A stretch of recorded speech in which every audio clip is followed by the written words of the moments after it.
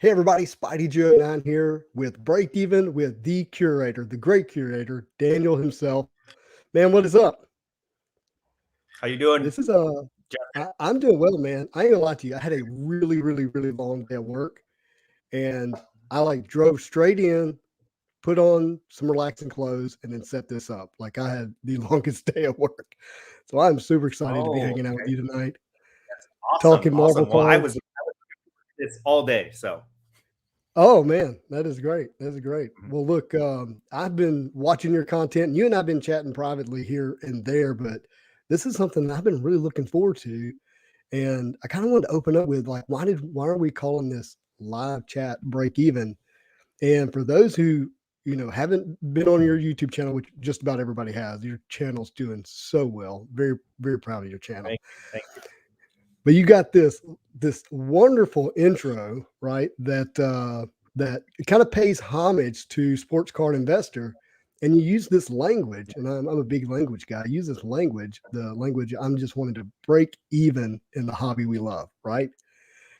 And I thought, man, that is really Mhm. good because that just resonates with me because I just want to break even this hobby too. I just want to enjoy it, right? And that's what I hear. I just want to enjoy it. It's And I thought, true for everybody. It's true for everybody. No matter what people say, we're all just trying to break even. And just to address that point real quick, I did get yeah, Jeff's blessing at the recent Dallas show. So I posted it on my Instagram. I told him about it. He said it was cool. So everybody can relax now. I didn't rip him off.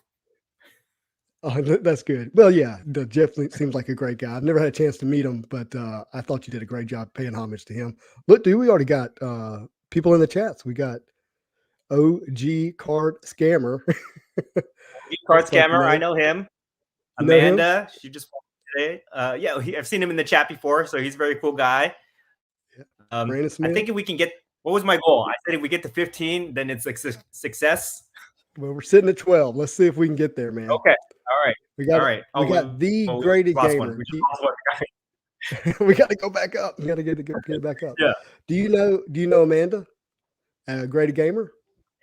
I still left a couple comments today on my. Oh, we just lost another one, guys. We need to pick it up. No, she just Pick it left up. a couple comments on my Instagram today, so I just added her. But she's Well, got a crazy collection. I was looking through her post. yeah, she's special, and the work that she does with PSA is really special. So she's awesome. Glad to see you in the chat, Miss Amanda. She works for PSA. And Awesome. no, she works for herself, and she does a lot of submissions. She said I can Oh, log in okay. twice. Yeah, come on in. She can help boost the views there. All right, Thanks, Amanda. we're back up to 12, guys. We're back up to Yeah, 12. she's so thoughtful, dude. So If we get down to right 5, I'm behind leaving. you, Okay. you're leaving. Yeah. Well, look behind you. You have this massive Sentinel. Like Oh, that is incredible. that. Yeah. Yeah. So I knew you collect. I mean, I know you collect all kinds of stuff, man. But trading cards is really what's connected us. But then I look back and I'm like, oh no, he has Marvel Legends back there too. Mm-hmm. What Mm-hmm. what got you into that? I'm a true collector. I'm a true collector. I got a little bit of everything. A little bit of everything. So is it just one Sentinel? Just one Sentinel, yes. Wh- I was debating getting 3, but dude, this thing's huge. It's bigger than my It daughter. I it have is no place huge. to put them, so I'll settle with one Are you for gonna open now. it? For now, maybe I'll end up buying more. Are you gonna open it? I'm debating. I'm debating. I mean, I love the box art the way it is. If I have a good setup for all my Marvel Legend figures, then I may crack it open. But for now, it's just sitting in the box on display. Just because the way that Hasbro Labs did it is just. I mean, they did an excellent job with the packaging and everything like that. I think it's a piece of art the way it is. Yeah, the presentation is great, and I'm with you. I'm like, I got to figure out how to get this box art somewhere in the display, even though I want to open them and get them all posed, and because I'm an open box Mhm. collector when it comes to action figures for the most part. But Can we that's acknowledge some absolutely people in sick. the chat real quick? Yeah, we're hit 16. There Yeah, you go. I see my friend, the card professor. He's in here. So just want to say what's up to him. Hey, VK on card professor. comics. Yep. So I'm seeing some good friends in here. Okay. I love that. The gentlemen investors unite. I like that a lot. Gentlemen investors. Yes, yes. The movement, it's working. It's working. People are listening to me. Yes. Makes me excited. No doubt, man. So I don't know if you know. So I ordered 7 Sentinels, and then they got lost. And all of them? Yeah, well, I mean, when I say lost, I mean no one could tell me where they were at, and even though there was quote tracking with the destination, and we got PSA Slab guy in here. We got Watch Me Open, and we got Miles in some really cool guys. Spider-Man. All right. So, and it was like lost in Georgia. It was in this warehouse. Long story short, they just started popping up one at a time on my doorstep, one at a time. And so now I've had awesome. I got 3, and I'm just like, okay, are the other 4 going to show up? You know, who knows? We'll see. But I need them to show up. What are the plans? What are the plans for 7 Sentinels? Well, so I'll just be frank with you, and I haven't made a video about this. I bought 7 of them mainly because I could. I just happened to be in a place financially where I could. And my thought process about that was, you know, HasLab put this project together, and you had basically, I think it was 35 days to fund this project, and then they were never going to be made again. That's the word on the street. And I bought 2, then I bought 3, and then I bought 2. Like it went in that pattern. And what happened was I realized there was not enough people buying them. I'm watching how many is being made, and I'm going, this is not enough. Like, you know, I look at the Marvel Legends Facebook page, and there's 100,000 plus people following that page. And it was only up to like 13,000 Sentinels. And you army build these things. So everybody typically wants at least 2 to get that army effect. And I thought, you know, I'm going to go ahead and get 7 of them. I don't know what I'm going to do with them, but I knew I was going to give 1 away. And so I am doing that. So once I reach 3,000 subscribers, I'm going to randomly select a subscriber and give it away to a subscriber. That's awesome. I know I'm good. Well, thank you. I know I'm going to put 3 in my display. I'm at about 1,130 last I looked. 1,130. Okay. All right. Let's try to get him to that 3,000, guys. Yeah. Well, what you did is an anomaly. How much quick success you had. It's just amazing. I got lucky. I got lucky. I don't know. It speaks to your content, man. I think somebody's playing a joke on me, but no, it's all about your personality. From Shanghai. Look at that. Oh, really? Erwin is from Shanghai. That's awesome. Hey, Erwin. It looks like some people have some questions for us. Can we answer? You know, the card professor has that question in there. I'm gonna defer that question to you. Okay, he says, I got the slabs to ask a question. Outside of a movie, what causes the values to increase and decrease? Oh gosh. Well, movies is definitely one of the big items right now. I would have to say influencers. Like if an influencer talks about a type of card or whether if it's sports, if it's actually a player, if it's Marvel, if it's a character type, but mainly type of card, that can really drive values really quickly. And then if you happen to see a high sale, that high sale has the opportunity to create other people thinking they need to go ahead and get it before they miss out, and or more people selling. So I would say high sales and let me ask influencers.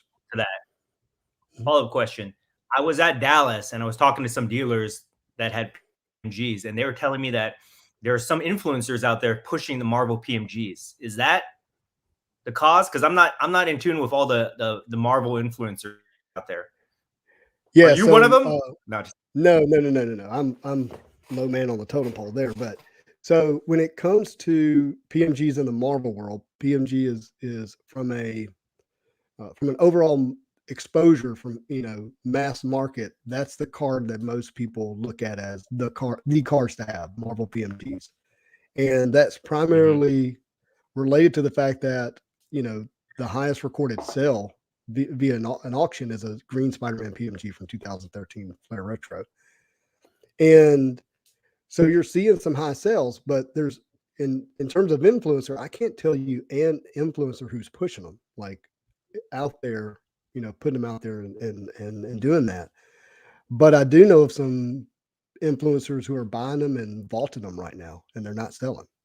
They're grabbing all they can. And more than likely what's happening is they're grabbing while, Marvel cards is still kind of a secret. People chatting about it and content's being made, but it's not at any other level, right? And so they're grabbing all they can. What's that? Did you happen to see my Instagram post that I made before this? No, I didn't.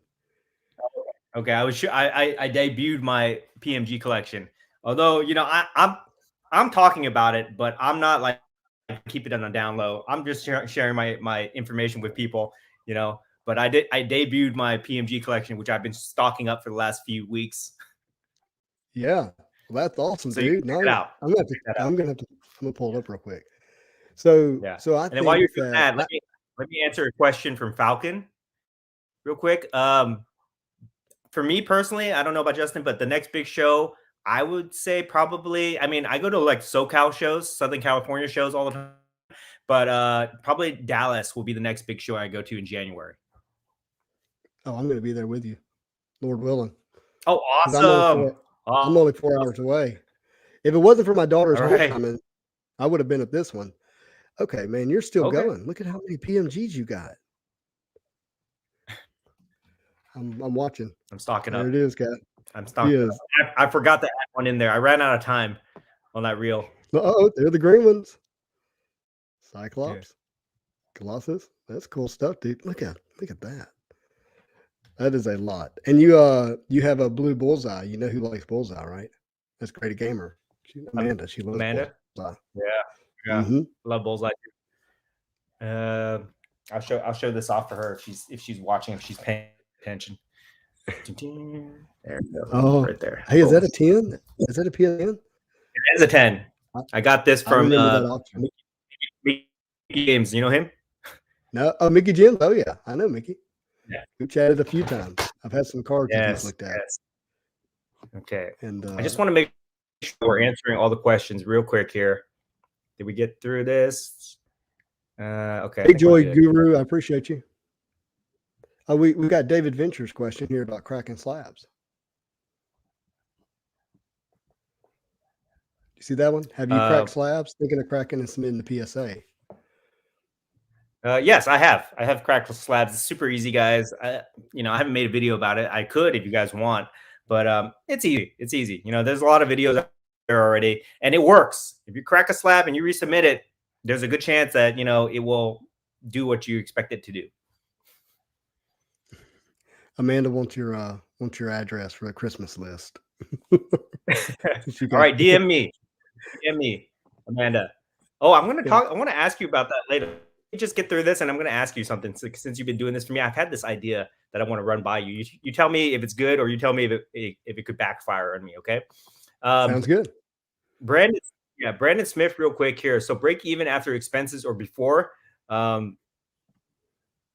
Just break even on the purchase of the card. I don't really do expenses for like going to card shows or stuff like that. That's just the cost of doing business for me. So I'm not really even thinking about that, but like just on cards. And when I say break, you guys, obviously it's a joke, but it's kind of true too. It's like half a joke, half true. We're just trying to have fun and not go broke doing it.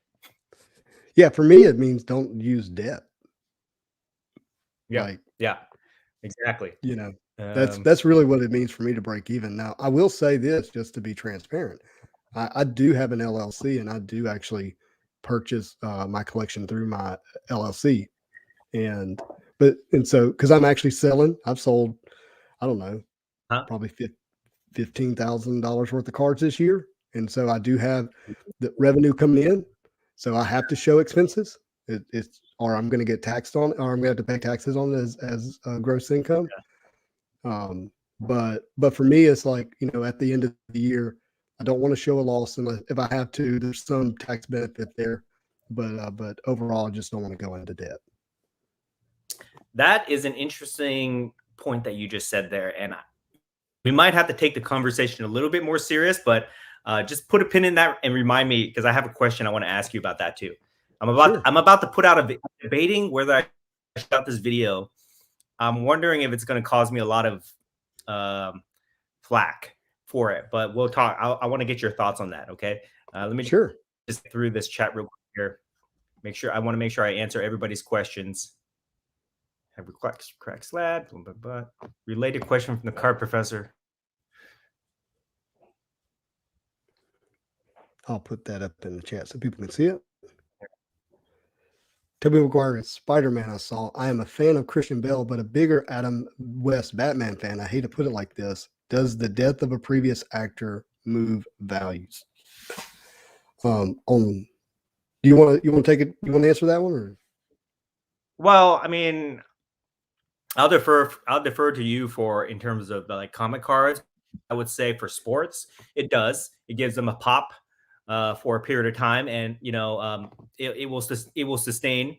I mean, it'll go up real quick because people are buying and selling, and then they'll go down, but then they'll level out. So it does have a pop to it.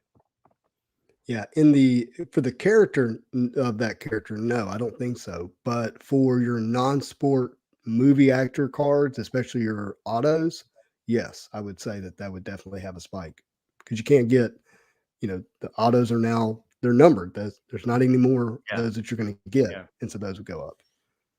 I will also add to that, like when I see an actor die that I really like, and I'll use like Leonard Nimoy for example. I feel like I have to go buy something of theirs, just to have a piece of them. So I feel like there could be an initial spike as people try to like honor their memory, and then it'll level out. That's a really good point. Are you seeing 37 people watching? Thank you, everybody. Oh, there we go. I didn't even look at that. Yeah, we made it, guys.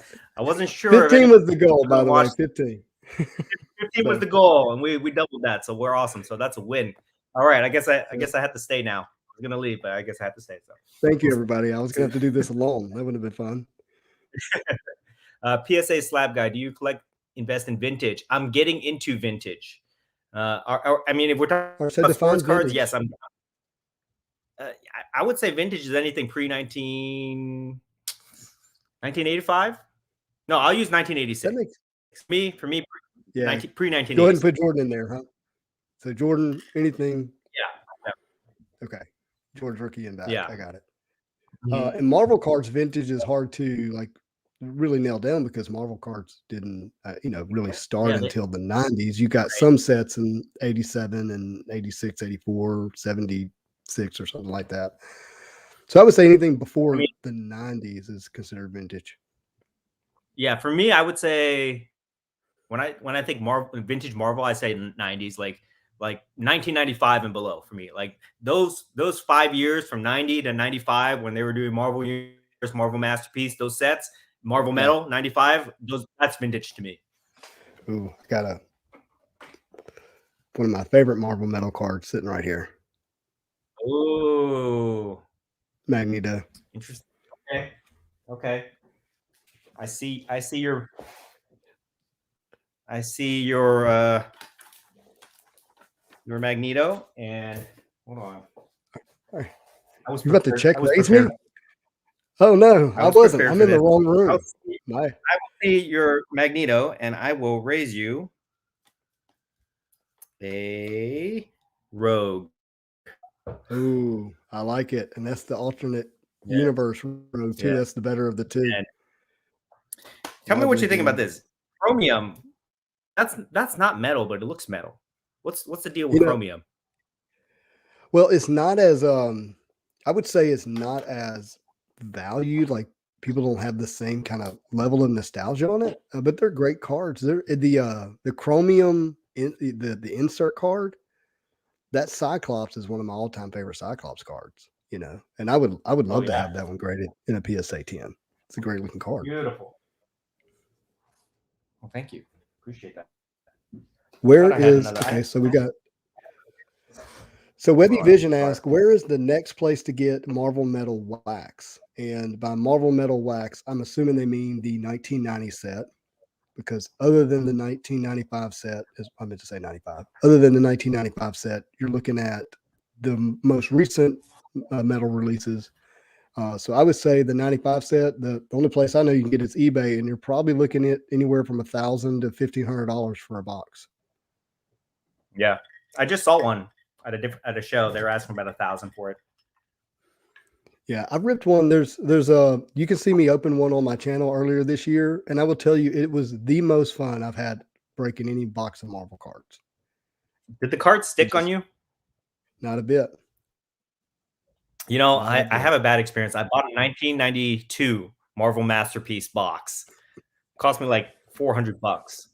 And Right, yeah. I was so excited, and I was making a video, and I was opening them, and they were like sticking, and I was like, "Oh my god!" And I went through like 5 packs, and they were all bricks, and I was just like so disappointed in it. Oh man, So I hate now, that. like, I'm very hesitant to open anything from the 90s. Well, feel free, guys. I'm on Instagram, same name, Spideyjeu09, and there's plenty of others who have even more experience than I do. Watch me open. Who's in the chat earlier? He's opened a ton of vintage Marvel. Those guys can tell you and gals can tell you which boxes tend to brick. And if you're buying sealed boxes from the 90s, unless you're just doing it for the fun of it, you're running a real risk. The value is probably keeping it sealed. And that's coming from somebody who can't keep anything sealed. I open everything. There you go. Jim Lee X-Men sealed. Isn't it beautiful Yep. sealed though? Yeah. It's a great piece. I love it. But what if a Jim Lee auto is hiding in that box? Don't tempt me. You, Don't tempt me. you got to set it If free. I get 100,000 followers, I'll open it. How about that? Hey, yeah, let's do it. 100,000. Let's do it. Just grade the packs. You hear? Look, see, she's so smart. Just grade the packs. Once you and you know they're bricked, just grade the rest of the packs. Be done with it. Hey, we got somebody from Melbourne, Australia. What's up, global sports card investor? Australia. I've been getting a lot of people commenting. I don't know how many people, but it just seems like a lot of people are commenting from Australia, which is very interesting to me. I'd like to meet some of these people. My number one trending video right now is me opening Black Diamond, Marvel's Black Diamond, and over 50% of the views are from Thailand, which I think is so awesome. Thailand. Yes. Wow, that's so cool. I love that. I love that. I love that people from all over the world watch our videos and enjoy it. It's special, isn't it? I mean, not everybody it has the ability or the opportunity to open these cards and enjoy them. And YouTube is where they're going to at least be able to tap into that. So I think it's special. And it's really cool because it shows like collecting is not like an American thing, you know. It's like it's a global thing, you know. Everybody loves these things and everybody loves to collect, so it's just something that we can all, you know, share interest in. All right, so Basic Trainer says he's in Antarctica. Whoa, wait a minute. Is there internet in Antarctica? I mean, I'm sure there is. There's satellites, but still. You must be working awesome. There. Dave is in West Virginia. Very cool. And I know Marvel Madness MCU, he's in Utah. Know that. So we got people from all over, man. So here we got David. He says a bunch of his cards have come from a Hong Kong seller. Tons of Marvel fans in East Asia. Oh, global sports card investor. That's a guy from Australia. He's saying that the community there is growing. That's cool. Yeah, they don't have the same opportunities. So I actually bought some sealed boxes from Aussies in Australia. Now they're not going to ship until February, but that experience was pretty good. It was an online experience, but I messaged them and communicated with them. It was pretty good. So there's a guy in Australia on eBay who has a card that I really want, but it's all the way in Australia. So it's like they've got some good cards out there. Right. So where do you buy product? Just at my local shows. Unless I can get it at retail price, but that's almost impossible. It is difficult. I did see today where a friend of mine sent me that Spider-Man medal. Have you seen that's coming out? That's it started out like at 240, and then it went up, and then it went to 399, and then somebody released it today for 266. Okay. And who was that? That was GamerRoomPlaza.com. I've never heard of them, so I can't vouch for them, but they certainly had it listed and have it listed for $266 a box. If anybody's looking for it. Was it Cherry Collectible? Is he talking about your Australia? Yeah, I don't know who it was, but I'll just tell you guys. I don't care if somebody wants to buy it, but it's a Simpsons Art the Bart card. I don't know if you know about that, but the Simpsons, right, created a card set in the 90s, early 90s, and one of the very rarest inserts ever. They had 500 cards that were hand drawn by Matt Groening, the inventor, the creator of the Simpsons. He hand drew sketches and he signed it, and they're called the Art to Bart cards. Super rare. One guy in Australia has it, but he has it very expensive, so I can't get it yet. But I'm looking for one. Wow. If anybody has one, contact me, please.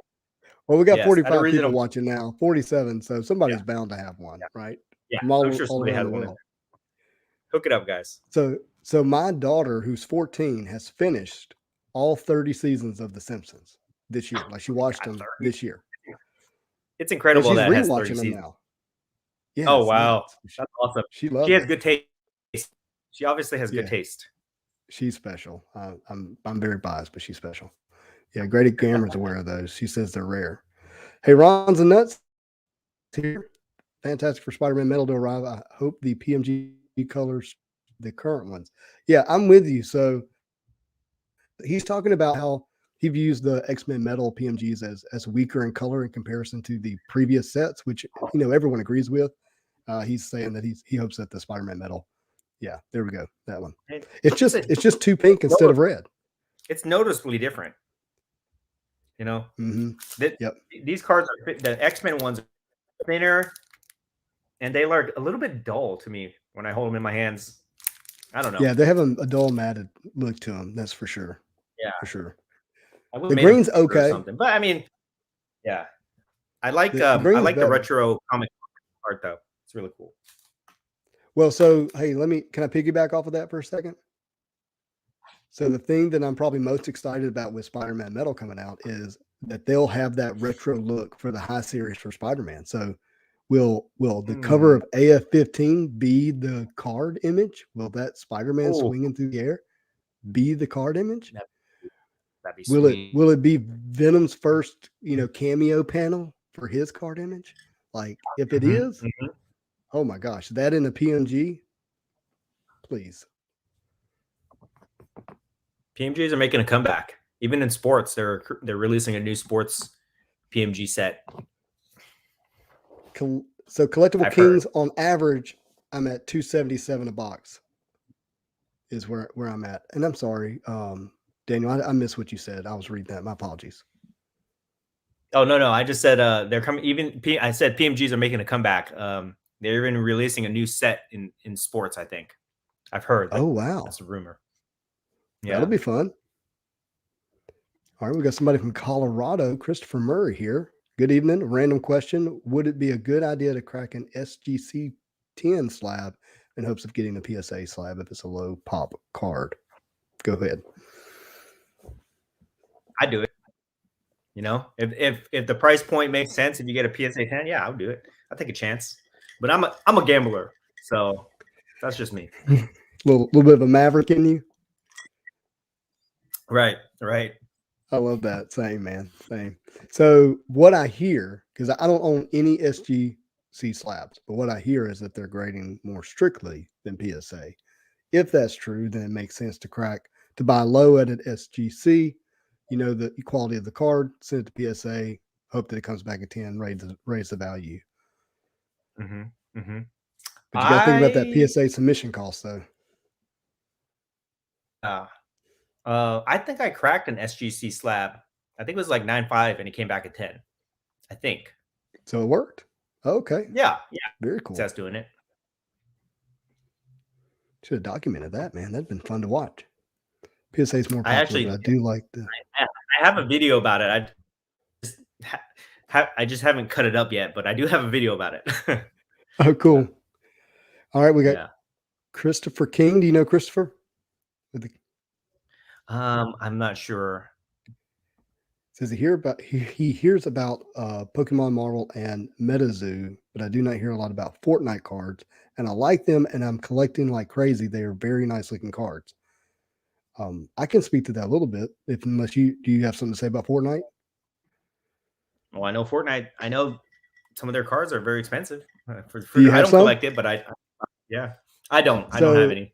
But yeah. Beckett puts out a non-sport magazine, and every issue they release top 10 sales, and Fortnite is regularly in the top 2 or 3 of the non-sport highest sales.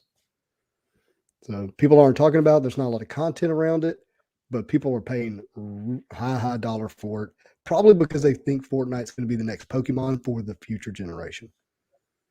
I think it's a lot of speculation. But I mean, from a gaming standpoint, Fortnite is the Pokemon of 20 years ago. Right.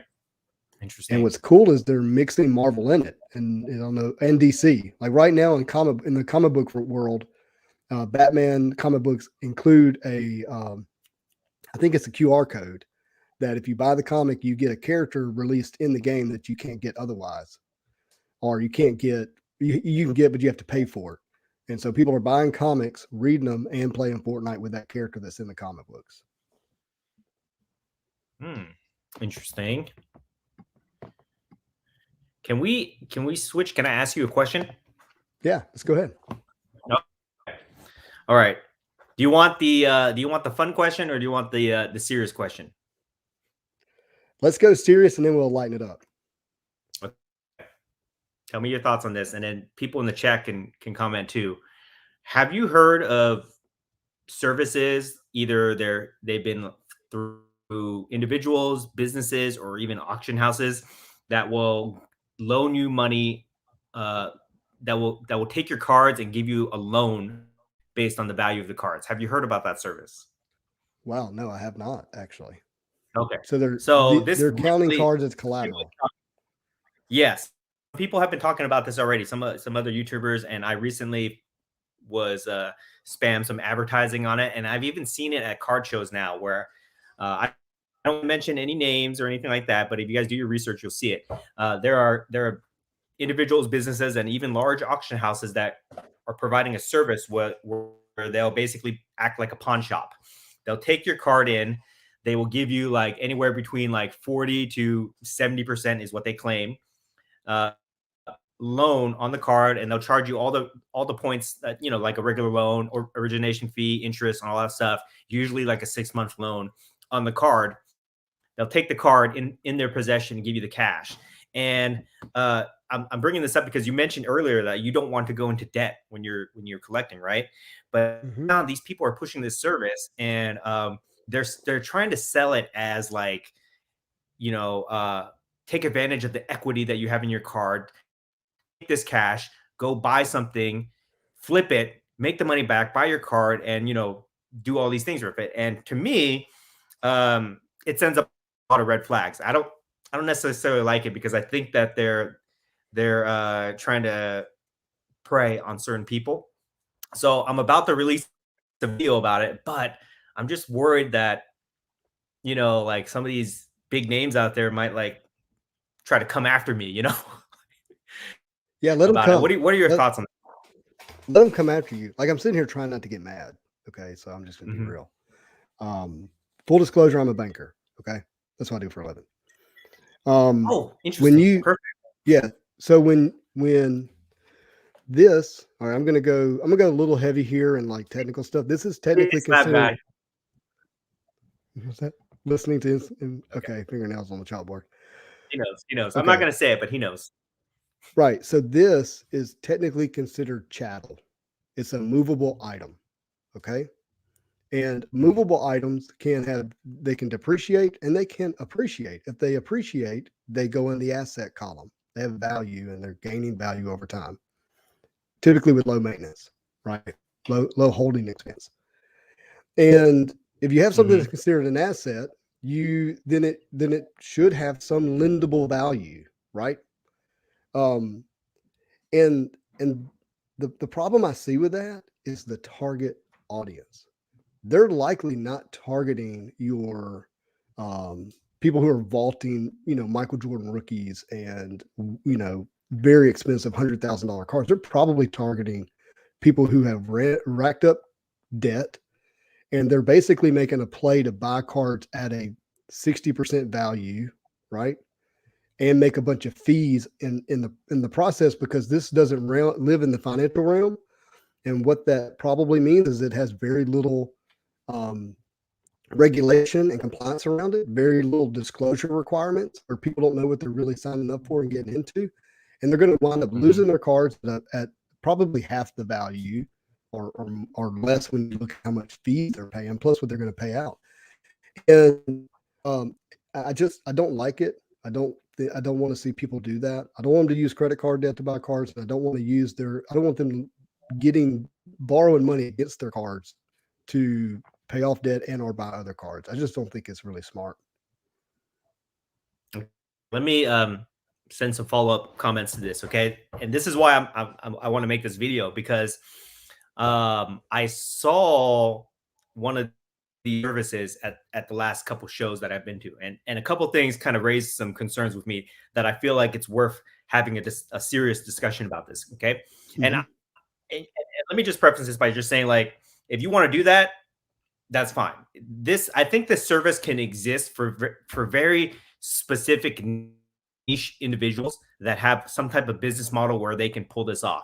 But what concerns me is that they're marketing it to the general public, and they're using salespeople to do it. And their sales pitches, from what they've posted on their Instagrams and things like that, is very convincing. They're good. They make it seem super easy to just take the loan, go to a card show, same day, buy a card, flip it, right? But we all know, and this, like, the name of this live is break even, right? We know it's not easy to profit from cards, okay? And certainly not easy to profit within a short time period where you're trying to get your money back so you can pay off a loan that they did. So that concerns me, that they're trying to paint it like it's easy money, okay? Mm-hmm. Number one. Number two, at the recent show, I did see I highlighted this comment here. I did see very young collectors, like teenagers or people that probably early 20s, going up to their booth, which concerns me, because they don't have, at that age, there's no way at that age anybody would have the grasp of what a loan, would be, right? Yeah. So that's why they have so much trouble with student loans. Right. And then, so that's number two. Number three, what really concerned me is I actually talked to one of these service providers at the recent show in Dallas. And what raised a concern for me is when I said, hey, tell me about this loan, they stopped me right there and they said, it's not a loan, it's an advance. It's an advance, right? So to me, my background is legal, right? So I'm thinking to myself, okay, they're trying to word it in a way where if the person will default on their contract, that they can seize their card, and turn around and flip it or whatever like that. So those three concerns, they just don't sit well with me. So that's why I made this video about it. And I kind of wanted to put it out there, but it seems like I'm not the only person that has concerns about this. Yeah, I think it's a public service, to be able to put it out there. I'm happy to look, like, if they publicize their terms and conditions, I'm happy to look at it. Because terms is the number one issue. Terms is number one. I'll tell you the terms. You'll probably laugh. I'll tell you the terms. Okay. No credit check. Okay. No money down. 6 months. Flat fees, things like that. all the things that you would see on a payday loan, something like that. Yeah, so more than likely what that means is an advance. Like, there's probably one day where it's all due. And if you're unable to pay all of it at once, you then roll into the loan aspect of it, where you have this high interest where they can garnish your wages and paychecks or whatever if you don't make payment, almost like these same day cash loans that they do at furniture stores. Mm-hmm. Where if you don't pay that back in the 6-month period, then you get the real terms after that. That's what it sounds like. Yeah. Okay. Well, I'm glad I got your feedback on that. Now I can I'll post that video. I'm sure I'm going to get a lot of pushback on that from the people that support it, but whatever. I'll just do it. Who cares? Yeah, absolutely. Just you'll be a gentleman about Okay. it. Yeah. I'll push back. I'm not afraid of that guy. Okay, I got For the other sure. question, which I will save. I think we should go through some of these questions if there's any questions or people commenting. I haven't read it yet. Let me see. Yeah, we got a lot coming in actually.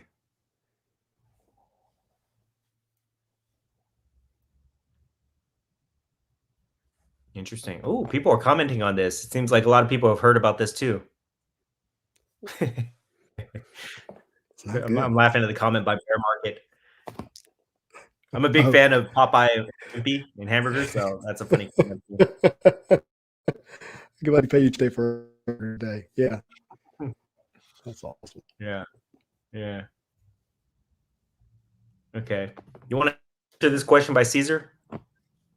Yeah. What would you guys value a single Marvel Masterpiece series? $1 to $5 cards near mint. So is he talking? So there's a 1992, 93, 94, 2002. I guess it would depend, right? Which Marvel? It's series 1 that's 92, I guess is what he's saying. Those are not worth much unless they're graded, just to be real with you. But graded at a PSA 10, which is really what you need for those, they can carry some serious weight in the sense. And when I say serious, I mean $100 to $500, $600, $700 as a PSA 10. Yeah. There you go. There you go, right there. Love it. Just about anything in the 90s needs to be graded to have serious value. There's some rare cards in there, but most of it has to be graded. I agree. To give you an idea, like I'm like Marvel 92 right now. PSA 10s go anywhere between like 100 to like, I don't know, $400, depending on which one they are. Spider-Man and Wolverine can carry a little more weight than that, but everything else is going to be. I would personally would rather be under $300. Okay, so it looks like nobody's got questions. They just got comments here. But so my next question for you. This is a fun one. Have you ever done a giveaway on your channel? And if you have, is there like specific rules that you have to follow so you don't get in trouble, or can you just give something away for free? There's probably a rule somewhere, but I'm like you. I'm a bit of a maverick. I'm just gonna, I'm not gonna try to break the law, but I'm just gonna do what I want within reason, right? But I did do a giveaway, and it was a surprise giveaway. It was a thank you giveaway. So it was like, hey, to everyone who's already subscribed, I'm doing a giveaway, and here's something. Like I did that. And the thing that I struggled with is not all the subscribers are public. So when I went through the subscription list, like it's, let's say it said it had 1,000 subscribers, only like 500 of them showed up, like where I could see it. That's I struggle with that. I don't know why. Let me get your idea about this. Tell me if this is gonna backfire on me or not. Okay. Okay. So I want to do a giveaway for Christmas time. Okay. And I was thinking like I would basically, if I get to 5,000 subscribers, then I'll do the giveaway. And then every 1,000 after that, so if I get to 5,000 subscribers on YouTube, I will do a giveaway where I will pick 10 people, 10 subscribers, and I will send them a gift pack for Christmas. I saw some celebrities do this a couple years ago. I thought it was a super cool idea. So I'll do it. And then every 1,000 subscribers I get, I'll do another 10. And I was just thinking that I would just pick like people who leave the best comments for me, like people who leave like really hard comments or long comments where you can tell like they support me, things like that. Can I do it that way where I'm picking them, or should I do like a randomizer thing? Because I'm just worried that people will get upset if they don't pick them. People, if you tell them to, Chat, please. I would think if you say, hey, leave a comment, that somebody would feel maybe not considered, where the randomizing takes, hey, it was just random, and someone who didn't deserve it got it, but yeah, it was still random. So I don't know. I can see where that's difficult. it's it's with any giveaway, the idea is someone wins and everyone else loses. So that's always going to be a struggle. Interesting. Maybe you do says, it this way. Maybe you say, hey, who the comments that get the most likes. Interesting. So I like that. Okay. You see what I'm saying? Like you can like it too, but it's whoever ends up with the most likes. That's who those 10 would be selected. So they got to leave the comment, and your viewers have to decide. You guys in the comments, would you I don't know, would you guys appreciate that if I sent like a gift basket out to you guys, or I had a little contest? Just like fun stuff. Nothing like super crazy expensive or anything, but I like what, and like little care you guys. Great Gamer, like there's a barrier of entry. Like it's got to be at least 50 words. So you got to have something to say, and then you select. I think this would be fun. I think I really want to do. I want to do something for all the subscribers for supporting me. He'll be mad if he doesn't get the Sentinel. Make sure I was going to randomize them. Make sure your subscription is public so I can see it. Card Boss. Right. Hey, what's up, man? Good to see you. That's true, Dave. That's true. Land of the free, right? All right. So for you guys in the chat, if you're not subscribed to me, please subscribe. But when I get the 4,000 subscribers, which I'm not too far away from, I will run this little contest. And if I get the 5, that's when I'll do it. I've already made up my mind. I'm going to do it.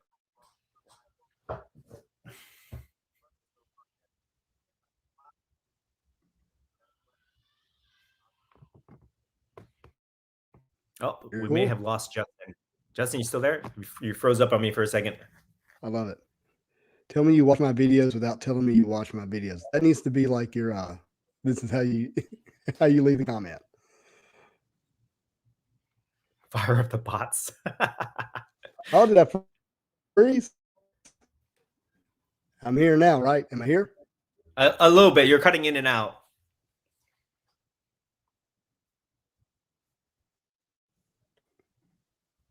Did I freeze up? Hey, there I am. A little bit. A little bit. Is that better? Is that better? Yeah. We're good. I'm good having guys about that. Yeah. Let's see here. No, the comments are going, man. Yeah. Fire up the bots. All right, we got a question. Card Boss. Am I only in PMGs? Right now I'm focused on PMGs, but I do it all. I'll show you. I know this is a Marvel podcast, but I got Batman right there. Blasphemy, right? No, we can talk it all, man. Is that Batman? Whoa, DC. Yeah. You know what DC stands for, right? DC stands for don't care. Yeah, I got anything cool. Anything cool Marvel I have. It's just not PMGs, but right now I'm kind of obsessed with PMGs, so that's what I'm hunting. There's Batman. Ah, there we go. There we go. Yeah. So do you know about my PMG collection? I've seen it. On it. Have you seen my best PMG? Yeah. The rainbow? No, my gold 1-of-1 Spider-Man PMG. Gold 101? Let me see it. You have it on hand? No, it's in the other. It's locked up. It's in the other room. Oh wow! How'd you get that? Because somebody showed me a gold 101 Venom at Dallas. So how did you get that? I know who. Someone watched my channel and basically selected me to have it. What? That's awesome. Yeah, I paid for it. Don't get me wrong. Like I gave them money. Yeah. Oh, okay. They could have sold it to anybody. Like there's so many people that would have bought that card. Right? Really cool. I love when the right card goes to the right person. Yeah, you can appreciate it. It's so fascinating you say that because as I I started getting back into this hobby, I love Spider-Man, but I realized immediately, I was like, Spider-Man's too expensive. Like, he's the Michael Jordan of the hobby. I'm going to collect Spider-Man 2099. My birthday is 9/9, so I thought, and I love Spider-Man, so I'll do 2099. And, but, that's just not the way it works. Like, the right card has a way of, it's magnetic, like it comes to you, right? Yes, I love that card, and that is my rainbow, by the way, the one I have rainbowed. Awesome. Awesome. But so now I have quite a few. Like, my best cards that I have the most of are Spider-Man. Awesome. It's really special. Let me answer this question real quick here. Do you have MJ or LeBron autos? Currently, no, but I'm always on the hunt for that, Rick. And then this one, when did you first get into card collecting seriously? I would say like 1994 for me, anyways. And then, on and off, and then came back seriously about a year ago.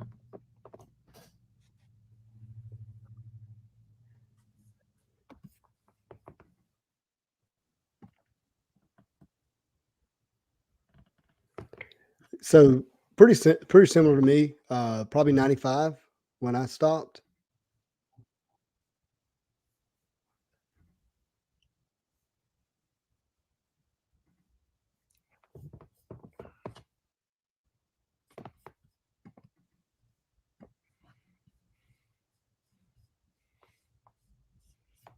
Okay, I think we're all caught up on all the cuts here. Oh, here we go. You there, bud? That's a cool one. That's a cool one for you, Justin. Yeah, and Justin's story actually inspired me to start my Deadpool collection. That's awesome. Sorry. Yeah, that's the influencer part. We talk about cards and on Pack Fresh, and the next thing we know, they're selling out on eBay. I know. It doesn't. I don't mind. I don't try to on the DL. I just tell you guys about it, and if you want to go after it. That's what we do. We're just open about what's going on in our world, and what we're seeing, and then people make their own decisions from there. Let me add. Oh, no baseball. Yeah. I don't speculate on any of these QBs, so I can't answer that one. Sorry, R. And then there was another one. Oh, I don't either, but I think it's got to be Mac Jones if it's anybody. Yeah. You just already answered that. You made me answer that question. Although I do have Jordan Love in this week. Is he rookie? Yeah, is he rookie? No. This will be his third year. Okay. Right. Yep. What were the pack odds on PMGs? I don't know. In Marvel or sports? Probably Marvel. I'm guessing that's what he's asking. Well, like in X-Men Metal, there are 36,000 boxes, and they're numbered to 10, but there were 200 cards that had green PMGs. So 2,000. So it's about one per case. My math is right. Base hits. This is an interesting question here. Thoughts on Marvel sketch cards? Let me just show you guys. I got a couple of them. I think sketch cards are super interesting to me. They're basically all one-of-ones, and they're really subjective, right? Like, everybody looks at them and you either think it's cool or not. So it's super subjective, but I think they're super cool. And there's such a variation. These ones were actually given to me as a by Staff of Dom on Instagram, so check him out. I don't know. He's not even in here, but he sent me these. Were cool, and then I posted this on my Instagram. Is that Wolverine and Sabretooth? Yes. Super cool. So I think the sketch cards are cool. I like them. I mean, not all of them, but just to me. I just spent a lot of money on this sketch card, acquiring this one. Okay. Nice. I saw that on your Instagram. That's cool. Yeah, so what's special about this is a homage to the gold 1-of-1 Old Man Logan that you could only get if you completed the E-Pack achievement in the X-Men Flare Ultra from 2018. You had to collect all green PMGs on E-Pack, and if you did, you got released this 1-of-1. So one of the X-Men Metal artists made this, and so I acquired it. That's very He cool. also, You know, this was interesting. Somebody at Dallas told me that the value of the sketch card is determined by the artist. What do you think about that? ooh, well, that sounds like real poetic. I don't know that it makes a lot of sense to me. Mm-hmm. What makes sense to me is, what makes art valuable. There's often, you know, you'd like to say the market does, but typically, like an artist is like deemed, expensive or valuable because of the quality of the art. I like to use the word effort, the effort that they obviously put into it, the character that they have drawn. Is it full body or just a face profile? I think that's important. And the card stock that it comes on, and whether or not it's commissioned or pack pulled. I think all of those things like play a role into what makes a sketch card valuable. Mm-hmm. Mm-hmm. For me, I just feel like they have to kind of like elicit some type of response from the person, because it's like I said, it's all subjective, right? So like I'll use this one as an example. This one, honestly, okay, I'm gonna be honest, guys. It looks like a little kid drew it. Yeah. It looks like a little kid, but I just love it for some reason. You know, it's just super cool to me. It But moves you for something. maybe most people think it's junk. I don't know. So Awesome. So yeah, I just like it. so when I got that card from Dre, he gave me this as a gift. He Oh wow. he sketched me as Venom. Who is Dre? So Andre Osh is one of the is an artist. That's who did the Wolverine that I just showed you. But he is in a lot of the Marvel sets of Masterpiece, X-Men Metal, Flare Ultra, Spider-Man, Premiere. He's in a lot of those sets. He has his own studio. He's out of Canada. So he sent that to you specifically? I bought the other card and he sent that as a gift. He sketched me and That's surprised me with it in the package. oh wow, Isn't so that awesome. nuts? Mm-hmm, mm-hmm. It was very kind of him. Hold on. I'm still shocked, to be honest with you. Wait a second. This person knows this artist, Wendy Chu. How do you know that? Oh, they could tell by the art. I Maybe love that. she's a famous artist. Interesting.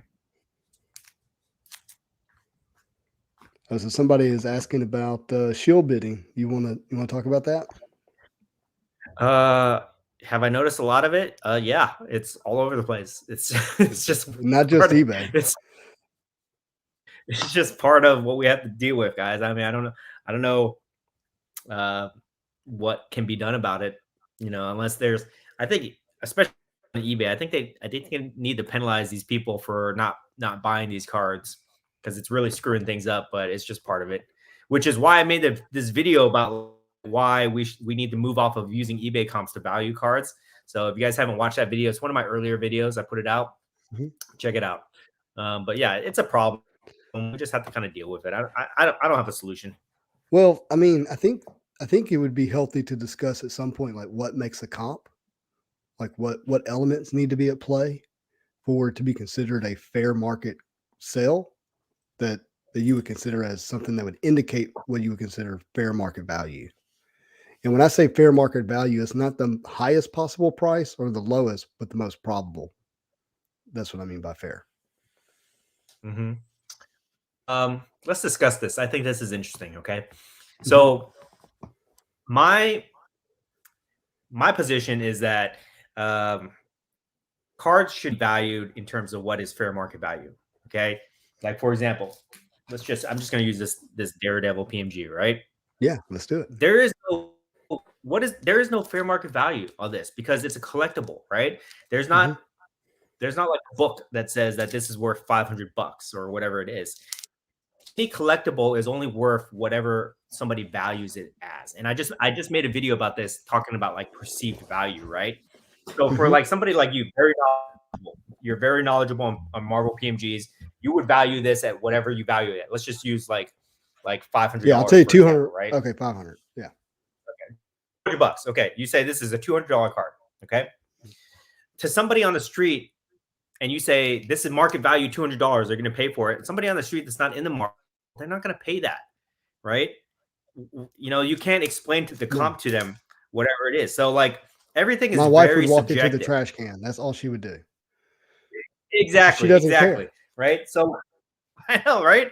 So it's like you can't just say that this is the comp value is $200, give it for $200. You know, unless there's another one that's for sale for exactly that much, you can't use that as the price.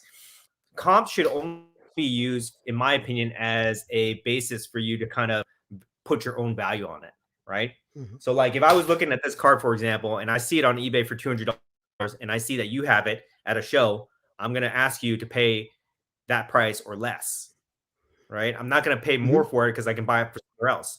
But if you have this and you have the only one and you're asking $500 for it, and I saw the last one sold for $200, then I have to make the determination of how badly I want it, how much I value it, whether I'm willing to pay more than what it last sold for, right? Mm-hmm. And I think that's the proper way to value all cards and all collectibles. But I always have this debate when I set up at shows with people, where people just try to say, "Hey, this is what it last sold for. This is what I wanted at," you know. And just, you know, I don't know. That's my opinion. What do you think about that? Well, it's sports. I mean, excuse me. Trading cards are not easy to value as a whole because you really have two exchanges that have happen. You have the US dollar exchange. Let's use that, and then you have the card for card exchange or card for cards, or even cards and cash for card. You know, like it's not like in real estate where you're typically talking in just US dollars when you're talking about value of trading or buying. And when you're looking at creating a comparable analysis, to me, I'm okay with looking at past sales. But for me, I want at least 3 sales within a reasonable period of time for a like card. And so you have to be able to have an agreement with the person that you're talking to, or if you're just debating amongst yourself, like, do you have 3 sales that you can look at? That's tough when you have lower number of cards. And what would be other comparable type of cards, or for Marvel cards, would be comparable characters or sets to look at? And what is that window of time that you're looking, because the market ebbs and flows, so much. If you can find those 3 sales and you can be in the middle of the high, low, in the middle, that's where you really want to be in terms of where you want to be investing your dollars.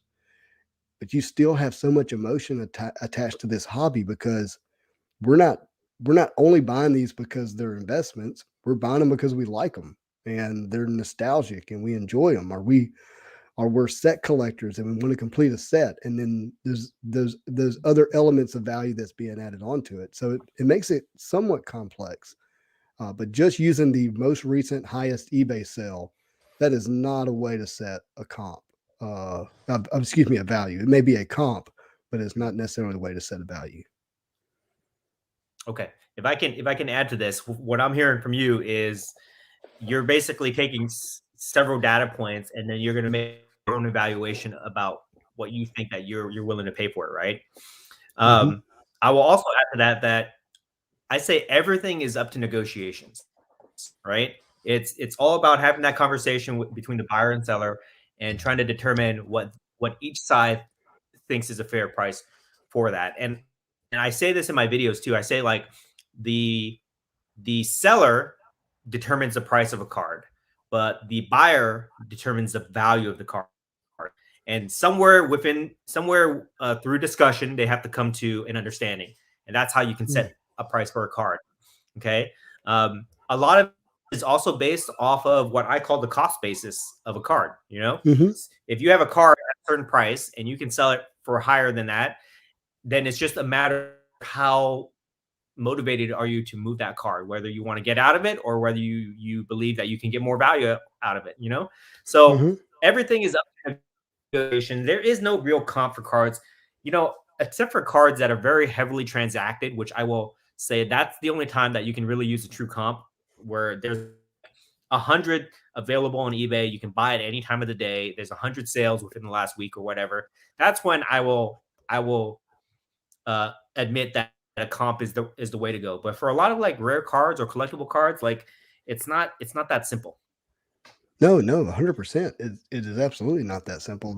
That's why for me, whenever I'm looking to get a card that I want to keep PC'd, what the comp sold for, it's informative, but it's not what's making my decision. I'm looking at mainly what's in my budget and how much do I want it. That's what's making my decision. Let me add to this too, because I think this is an important point. I don't want this to be like two guys just kind of like complaining about eBay comps. Right? This is why it's important. It's significant because I feel like people have this misunderstanding about how to value cards. So I'll use this example because this is all PMG. PMG is the theme tonight, right, guys? Right. Okay. Let me pull out my rarest one here. Okay. This PMG Green Sentinel, right? Yeah. So this card is super rare right now, right? There's only 10 in the PMG Green. All right, let me see if you can get a good view of it. And like if you look at it, if you have the mentality where you're only going to pay based off of comps, then let's just say this sold for $500 and you get the opportunity to buy one of these. You're not going to pay more than $500 because you're stuck with that comp mentality. But what I always tell people is that if you like, comps don't apply to super rare cards. So if you find a super rare card like this, okay, you got to go after it. And otherwise you might miss out on a really rare opportunity to a good card that could appreciate exponentially in the future. You know what I mean? Yeah. And I think that people are doing themselves maybe a disservice when they restrict themselves to buying only based off of comps. You know, if you can recognize the value in a very rare card, forget the comps. Just go after it for whatever you value it personally. What do you think? Yeah. Hey, I love that. Stacking Gems, Charles Futch is in the house. Hey, brother. Better late than pregnant, as they say. Stacking Gems. Where you been, man? Come on. I've been waiting for you. Right. So Charles. Caddy says there's a find another one factor in low number parallel. So I'm with you. There's that opportunity. There's a value in having the opportunity. And you've got like, okay, this card has not come across me before. I haven't seen it before. I don't know when I'll see it again. Let me buy it. And I'm seeing this in the Marvel world where kind of the old guard is saying, oh, it'll come up again. That card will come up again. And a lot of times it will, but I think that that's going to be more and more and more rare as this hobby continues to grow. I mean, when you're talking about if this hobby adds another 1,000 people to it that are actively buying low number cards, it's going to get real painful real quick. Okay. Let me give you guys my thoughts on this. I like where this conversation is going. It's very interesting. Okay. So when I was at Dallas, I just talked about this in my previous video. I made a bunch of like high-end top 1% collect guys that were pulling out like $100,000 cards out of their case, which is crazy to me, right? And I was talking to them. I was like, how'd you get this? Like, did you buy in 100 grand or like, how did you get this? And they're like, and the common theme between all of them was that they're long-term collectors. They've been collecting for 10, 20 years. And when they find a really good card that they believe in, they buy it and they hold it. You know, they don't flip. Right? So that kind of like changed, that kind of gave me a lot of perspective where it kind of made me think, okay, maybe I should be buying up these rare cards that I'm looking for right now while I have the chance and hold until the right time. And I'll use this as an example. I know this guy from where I'm at here in SoCal. I'm not going to mention his name for anonymity and privacy purposes, but if you look him up, you'll find him. He had a Kobe Bryant Logo Man autograph card. All right. And if you don't know what that is, a super rare card. I love that. He just sold it on Golden Auctions for like $922,000. Okay. That's like life-changing money. That's life-changing money. And I asked him, I said, well, how'd you get that card? And he said, I just had it for the last 15 years. So he found a super rare card. He recognized the value and he held it for 15 years. And back then it's probably like $1,000, if that, 15 years ago. And he just sold it for $922,000. Right. So kind of going back to what we're talking about, like if you guys find rare cards, you grab them and you hold on to them because they may never come back up again. You know what I mean? Opportunity in the collector world, I like to say opportunity doesn't show up every day. You know what I mean? So if you see an opportunity, you got to go grab it. What do you think? Yeah, no, I think I agree 100%. And that's why in the Marvel world right now, I'm actually focused on buying cards and not grading cards because my dollars right now, I want to grab the low number cards that I want in my collection while I can. And then one day I may take a breath and go, okay, let's get them graded and then go from there. But that's to me, you want to be buying those low numbered rare cards or those short print rare cards. That's why I got a whole stack of PMGs right here. That's it. That's it. You nailed it. You know? Yeah. So interesting. Yeah, like I need the gold one of one Spider-Man 2099, but no one's ever seen it. Like in the hobby, I've asked around for people who have been around, and it's likely still in a box somewhere, or some kid opened it and just never knew what he had, right? And so if you see these rare cards when they come up, you've got to seize the opportunity. Don't look at eBay. Look at what you can afford and see if you can put the deal together. I'm going to ask you, I want to ask you what you would value that right now raw, but let me answer this question while you're thinking about that. Honestly, guys, I think that any great company other than the main three are probably too soon to be putting your money into that stuff right now. They're basically fancy holders, in my opinion. Even CSG, I know they're part of CGC, so maybe they'll have some long-term, market share. But as of right now, I'm not saying anything to any of those other grading companies. The only one I would probably pick right now was CGC for like Pokemon cards, just because they look like cards. So I think they're pretty cool. But all these other ones, HGA, CSG, all the other ones, I'm not putting my money into them. So just PSA, BGS Beckett, and SGC was your third. Is that right? Yes. Just because they're established right now. And the reason I say that, not that these other companies can't come up or that they don't have good products, but they just don't carry the premium value that these other companies do. So like when you put a card in a PSA holder, you're paying whatever that service cost is, but it gives you a significant premium on that card. Whereas if you have like I'll just use HGA, for example, you're paying the same price that you would pay for SGC, but you're not necessarily guaranteed the same premium in increase in value for that card. And I think a lot of people are making the mistake is they're just sending cards to get graded, thinking that they're the equivalent of like an SGC or something like that. But we're seeing that it's not like that, guys. And for me personally, a lot of these slabs, they don't move that well. So be very careful if you're putting your money into those grading services. Now those grading services, they cost like $5, $10, and you just want to put something in a slab, you can do that. But I would not be paying comparable prices to the other companies for sure. There is momentum at SGC. It has momentum right now, and I think that's interesting. When PSA and BGS stalled, that they were able to gain some momentum. I don't know what that means long term. I don't know if it means that it's a buy low, and one day the fact that it's in an SGC slab may mean it has a higher prestige or grade. It's too early to say that. But if you need to get something graded and you're just holding it in your personal collection, you want to get it back quicker in what appears to be a quality slab, SGC may be an option, but PSA is still the king in terms of what is going to potentially add the most value to a card. Let me just answer this question right here. How dare this guy challenge my Marvel cred? I don't just collect PMGs, buddy. I collect all sorts of Marvel cards. Okay, not just PMGs, but PMGs is what I'm focusing on right now. Don't make me pull out my collection. I'll pull out my collection and show you, for example. Don't let him fool you. He's focused on PMGs too. Everybody wants PMGs. He just put up masterpiece, Flair, all that stuff.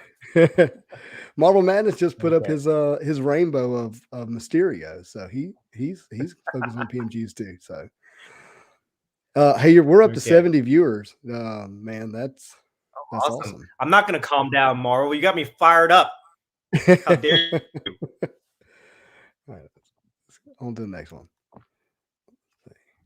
This guy said, if I could afford it, I would get all my Marvel cards graded by SGC. That's interesting. Are you Haunting Immortal 2012? Are you a set collector? Because that sounds like something a set collector would say. And what I mean is like he wants, you know, if there's 200 cards in the set, he wants every one of them graded. I'm curious. I like SGC. I think SGC is a play. For me, what I'm doing is if I need to move a card, I need to have it in a slab. And SGC is a play right now. And if a card comes back, and I'm also using SGC as like what's the word I'm looking for? A filter. So if I get a card and I send it and it comes back a 9.5 or 10, and the value is there for me to send it to PSA, I'll crack it and I'll send it off. Otherwise, I'll use SGC just to put cards in slabs right now.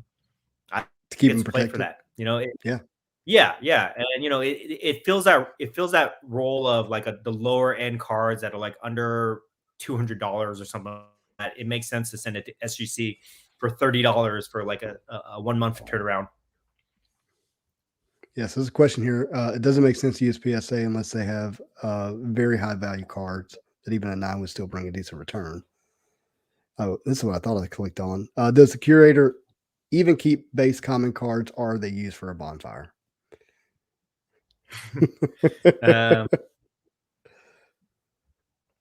Depends. I mean, like modern base cards, no, I give them away to kids for free. Older cards, yeah, value, you know.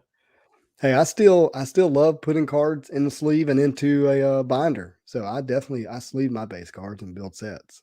Yeah, for sure. Mm-hmm. Mm-hmm. You know what I was thinking? Let me just throw this idea here with you, hang out with you, Justin. I think I don't want to do it, but I think that I think people in our community, we need to like organize a card drive for Christmas. Grab a bunch of cards, put them in packs or something like that, and give them away to kids. I think that'd be really cool. And I think that we should start talking about this now, so that we have time to organize it. I don't want to take charge of this. Somebody needs to do something like that. I think it'd be really cool for the community, and it would just help get rid of all our junk cards that we don't want, and it would kind of like bring in, you know, the next. Is there a big show? Is there a big show coming up? Like like that could actually be done at a show? Like you could like what if you had a Santa? What if you had a Santa dressed up, and in his bag he had a bunch of like, you know the seal, the team bags, like just full of base cards, and he was just like handing them out of his bag, you know. There's a decent sized show here in California in like mid-December, like December 12th, I think. That's probably the biggest one I know of. I think that could be a play. I mean, I know those guys. I know we could organize like something like that if there was support behind it. I don't know. I'm just throwing that idea out there. If you guys like it, I think we could do something with this. It could be fun. We could bring in other content creators and maybe make it a thing. I don't know. Yeah, sounds fun. Westminster show would be easy, but it's small. Great Gamer says. Okay. I'm going to the Westminster show. This that's in my area. I'm going there this Saturday. The one I'm talking about, guys, if you guys are from SoCal, I'm talking about the Pachanga show, the one at the Pachanga Casino. That's on the 12th. So I think that might be a pretty big show. We could try to do something like that. But if you guys are interested, talk about it in the comments. And you know, if there's not enough momentum, then we can try to organize something. Yeah, very cool. Charles says Vegas would be a nice spot to do it. Yeah, possibly. You know, I don't know if they have a show in December, but it'd be kind of cool. Yep. I could send some cards. I wouldn't be able to travel to the West Coast during this time of the year. We're so busy, but could definitely send some cards and make some content about it. Well, the idea I have about this is I follow the like this wrestling figure podcast. I don't know if you ever heard of them, but they do an annual wrestling figure toy drive, and basically they get all their followers to send in toys, wrestling themed toys. They collect them and then they give them away, and they do like crazy numbers. They do like 10,000, 20,000 figures. It's crazy that like the success they've had doing that is incredible. So I think it'd be kind of cool. That is cool. If somebody were to take charge of that. Yeah. Awesome. Yeah, they're talking about some other shows here. Yeah, these are SoCal shows. There must be a lot of people near me because they're talking about Frankensons. They're talking about the Westminster show. Very cool.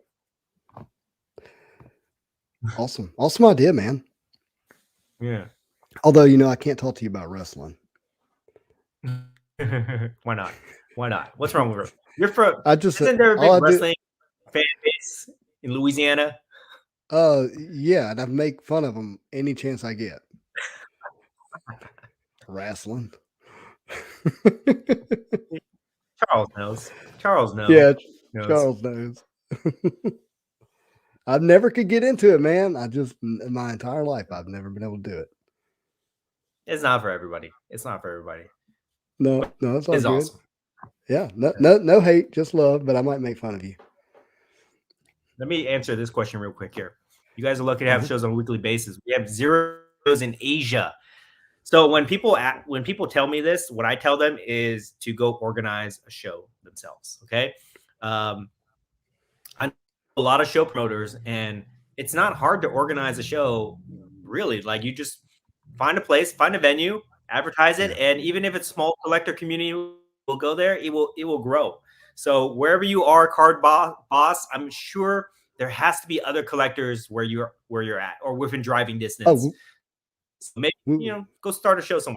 I think it'd be cool. Yeah, and I think if you have long-term focus and you have like a really clear like objective and commitment and vision for the show, it'll eventually have success. But you got to have that long-term vision for it. Mm-hmm. Mm-hmm. And Card Boss here, he's a great guy to do it. He knows his stuff. Have you seen his analytics that he puts out? No. Where's he from? He's in Asia? What part of Asia? I'm not sure. I'm not sure. But we talked about it earlier, like, some of my best videos are being watched in East Asia. So there's definitely a community there. Mm-hmm. Mm-hmm. Spidey, I would love to go to that. Malaysia? That's cool. Yeah. Hey, where is Nationals next year? Atlantic City. New Jersey? Yes. I mean, I could do that. I could bring a couple of Pelican cases worth of cards, and we could put up a table and make some deals. Tables are very expensive at the National, but I'm like half playing with the idea of going in on a table with a couple buddies, maybe even you if you want. Like what if we do like 3 or 4 guys and we just split the cost? Yeah, and I'll have a whole piece of PMGs by then, guys. Not for sale though, just to show off. Off. But I think that'd be super cool. I'm down. And look, Charles Gems, he's got the cards. We'll just let him sell cards, and we'll buy cards. Yeah. Here's a play, guys. What I'm always telling people to do is go set up a card shows because it's a lot of fun. But if you put the cards that you want to buy, like I put out PMGs, people bring me PMG cards. It's even though they're not for sale, I put them out there as like a flag for people to see, and they'll come and they'll bring it to me. So that's a play, guys. Set up a card show. Oh, you're into PMGs? Well, look at this one. Do you want it? Exactly. That's how the very rare Michael Phelps PMG is that out of 5? Is it out of 5 or 10? Yeah. Well, the pop count is, but it's the numbered card is 1 out of 125. Right, but it's a sports card, and so you're looking at the pop count of the grade. Mm-hmm. Fascinating. I love it. So, what year is somebody that? just brought me. This is 2013. It was a employee exclusive, and the only reason somebody bought that to me is because I had my Mike Tyson and my Hulk Hogan PMG in my case. Is it from the same set? And they presented it. Yes, it was an employee exclusive, 6 cards in the set. Only. Oh, so you got 3 to go, huh? Right. That is awesome. I'm so glad you got that. That purple looks good with your Yeah. Sentinel. Yes. Very cool. You notice I made purple some of our colors, by the way. Oh And yeah, very cool. yeah. He passed up on so Charles says he messed up. Passed on a Hogan PSA 10 employee exclusive for 1800 last year. He's still mad. Oh wow, $1,800. I What would that go? value a PSA 10 Hogan.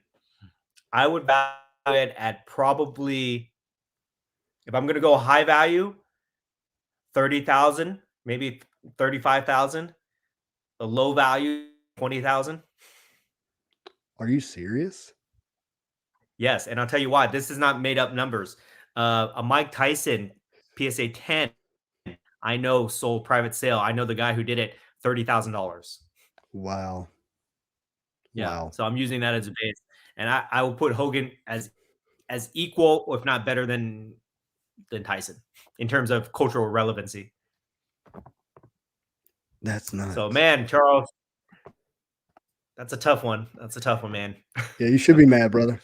Got nobody to blame but yourself. Yeah. Right. That's why when you find a rare card, guys, pay up for it. Get it. Yep. You can't say another one's gonna come up because you never know. Yeah. Or well, they might come up, but there might be 30,000 next time. Yeah. Yes. Wow. Let me answer this one. This is cool. Is Power Ranger cards a play? Just kidding, but only half kidding. I think it's a play. I don't think anybody's made that play yet. I don't think. Well, I know this one guy from LA that has graded Power Ranger cards. But I think it could be a play, guys. I mean, I don't know about you guys, but I grew up watching Power Rangers. It was a big part of my life. So I would definitely try to get some of those. I grew up watching Mighty Morphin Power Rangers. I pretty much tapped out after that. But in the toy world, Power Rangers that community is pretty strong. But I don't know about the trading card world. I don't know. That one's tough for me to say. I think cards can kind of come. I think cards are like anybody can collect cards. So I got some Power Rangers right here. Yeah, you do. Look at that. So cards are universal. I mean, I think the toy collector, they will want to collect the cards too at some point. But it all depends on value. If some of these cards start popping up and start going for a little bit of money, people are going to go crazy for it. No doubt. People are selling great at Full House cards, so anything's fair game. Yes, I saw one. I saw Aunt Becky, graded Aunt Becky on eBay. Hilarious. I've seen Steve Urkel cards too. Did I do that? So I mean, that just tells you there's a lot of money in our economy right now. Good Lord. There's a market for everything. There's a market for everything, guys. Yeah, I don't know anything about Voltron. Yeah. I didn't even know they had Voltron cards. That's cool. Yeah, don't know anything about that. I mean, they have like dead presidents cards. They got all kinds of stuff. It's crazy. They make a card for everything. Literally. I'm trying to think of what is the most obscure card I have. I don't even know. Yeah, I mean, I have a pretty narrow collection. Is that Bruce Lee and Chuck Norris? Yeah. Yeah, Bruce Lee kicking cards in the face. I love it. So, yeah, that's a card for everything, guys. Foghorn Leghorn. Hey, I actually like some Foghorn Leghorn, although I don't think that's good for TV anymore. Probably get canceled. I'm going to just answer this guy real quick here. Yeah. Thoughts on collecting 1992, 95 Jordan cards? Hollows, low value stuff compared to earlier stuff. Jordan's always a play, guys. In high grade. You can never go wrong. You never go wrong with playing Jordan cards, whatever they are. Even if they're low value, there's still going to be Jordan collectors out there that will want to come in at that entry point. So that's always a play. I mean, Jordan is going to be relevant 30 years from now. He's not going away. Right. I mean, so I think anything in high grade. he's reached that status where it's like he's like a cultural icon. He's not just an athlete; he's a cultural icon. Yeah, no doubt, no doubt. I mean, there's people that don't even watch basketball that would probably still collect Michael Jordan stuff just because of what he has meant. Right, right. I have so I'm a Kobe Bryant fan. Was a Laker fan. I don't watch much right now, to be honest with you. But so I think I sent 10 or 12 Kobe Bryant rookie cards to PSA that I've had since he was a rookie, since I was a kid. They're not going to be great grades, but they're just going into back into my personal collection. I hope to get those back in the next 2 months. Mm-hmm. Mm-hmm. I like that. I sent all my childhood cards. I sent them to PSA too, and they probably won't come back high grades, but I'll keep them in my personal collection for sure. 100%. I think it's cool. They're doing a lot better than that binder I had them in for 20 years. Right, you know? Right. I mean, I like graded cards not just for the value that it adds, but it displays better. It's like put it in like a little case for like museum quality displays. Well, you've seen my display. Like I actually have my cards displayed that I really like with other items in it, like action figures. Like they're posed, around the cards. I love it. Cool. Charles, everybody sent stuff in February. We're all waiting.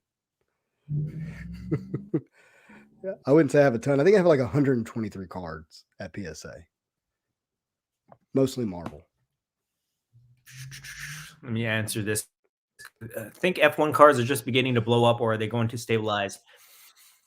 I still think they've got room to grow, to be honest. From what I'm seeing and from what I saw at the Dallas card show, there's still a lot of people that don't know what F1 is. They're interested and they're going to get into it. And then when everybody gets into it, I think it's going to jump up. But the prices are pretty high right now on a lot of things. Yeah, I'm sure everybody knows. But you're talking about Formula One racing, which is more of a global sport. It's not nearly as popular in the States as it is in Europe, right? But people are still paying a high dollar for those cars, from what I've heard. Mm-hmm. Mm-hmm.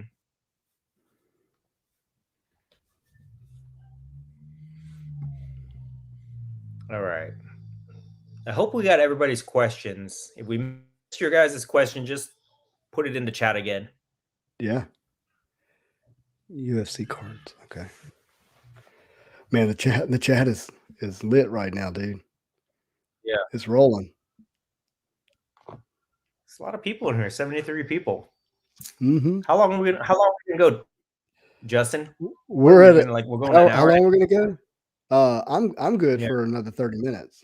So I mean, what everybody's got the stamina for. But it's earlier where you're at. If you guys are having fun, I'll stay for another 30 minutes. So I want to ask you a question. Mm-hmm. If you were going to like compare Marvel to sports, okay? So I want you to do, and let's like, well, I won't limit you. So whatever sports figure you want. But if you were like saying, here's Michael Jordan, what is the Michael Jordan of Marvel cards? Here's LeBron James. Who is the LeBron James of Marvel cards? Do you get what I'm saying? Yes. And I'm going to give you a different answer than I think what you're looking for. Okay. Sure. I would put, okay. So in sports, there are clear favorites, and they can be interchangeable and depending on who you're talking about, but you could say Jordan, LeBron, Kobe, and then the rest of the guys there, like, I don't know, Steph Curry, And what I mean is like, so if you have light cards, if you had, whatever number to 10 card, this card, because of who it is going to have a higher value, right? Like that's what we're talking about. Right. Okay. So in sports, it's pretty clear. Okay. There's GOAT status, there's superstar, there's regular person, right? And then there's nobody. That's in sports, is very clear. I think in comics, I would not say like Spider-Man is the GOAT. What I would do is I would put them in categories. I would put like the top characters, Spider-Man, Iron Man, Wolverine. I put them in the top tier. And then the second tier would be lower guys like So you would group. Yeah, group them up. Like lower guys would be like, I don't know who would be in the, Cyclops, for example, Cyclops or Colossus, and then in the lower tier is all the other guys that nobody cares about. So I would put them in tiers. What do you think? So real quick to the comments. So guys, what do you think? We've got one that says Magneto is LeBron. Magneto is Magneto and Venom. And let's see. And somebody's bragging about complimenting you about your Sentinel back there. Wolverine is MJ. For me, I don't think, and people may not take me seriously because it's in my name, Spidey. But just looking at sales and looking at how hard it is to find certain cards, I would have to say Spider-Man's in a class of his own. I really would. But right below that, I kind of agree with you in terms of a group.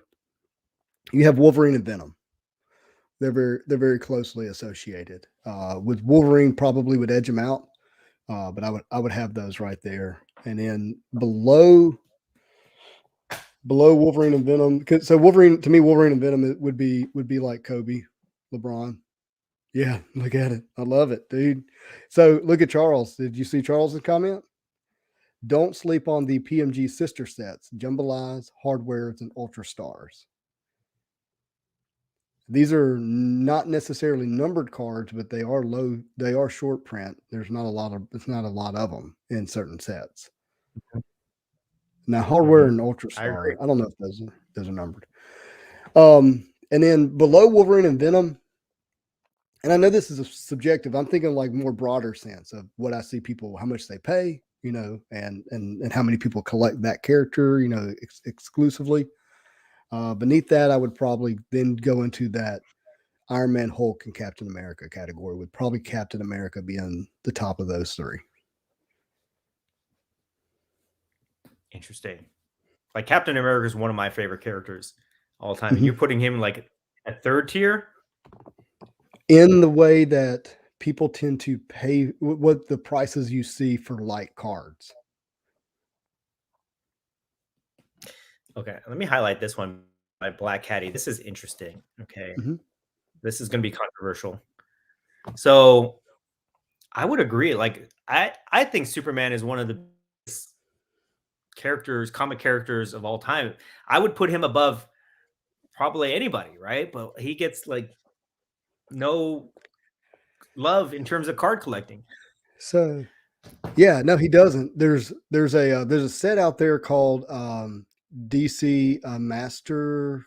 It may actually be Master Class. I know that's a popular term right now. Our Master Series or something like that. It's very much original art.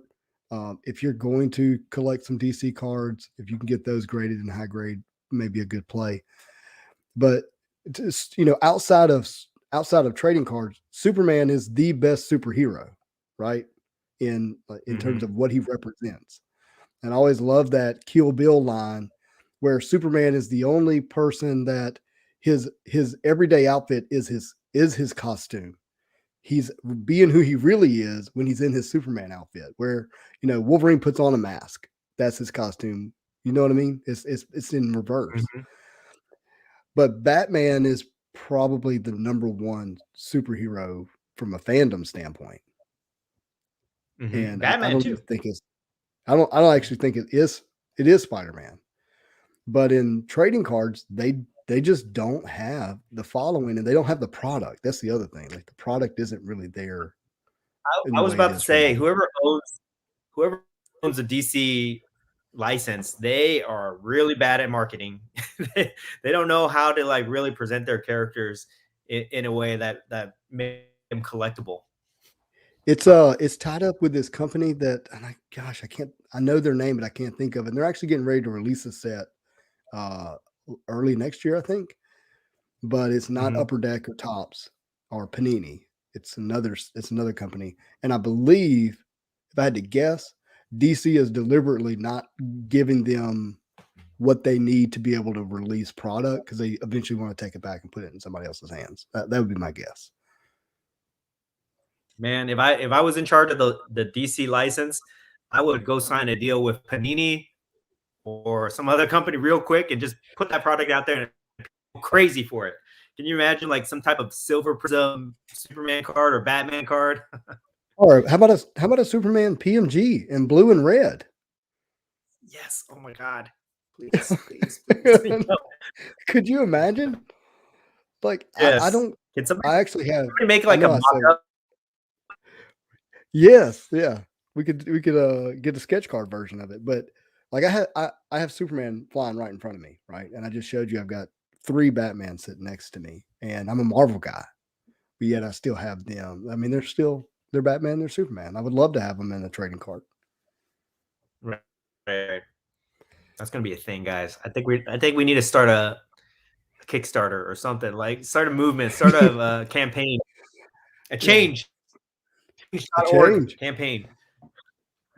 Yeah, I mean, if you got Action Comics #1 where Superman's flipping over the car, but Superman #1 where he's flying down and he's kind of looking gracefully down. If you had that image in a PMG, oh, that'd be sweet. Mm-hmm. Oh, one day. Mm-hmm.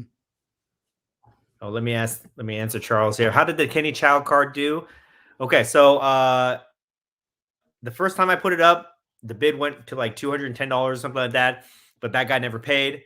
Then I relisted it, and I think it went for like $110. And I sent it out the other day. So that guy, Kenny Chow? You know, he's this online influencer that does card show videos, and he's from my area, and I know him, and he puts videos sometimes.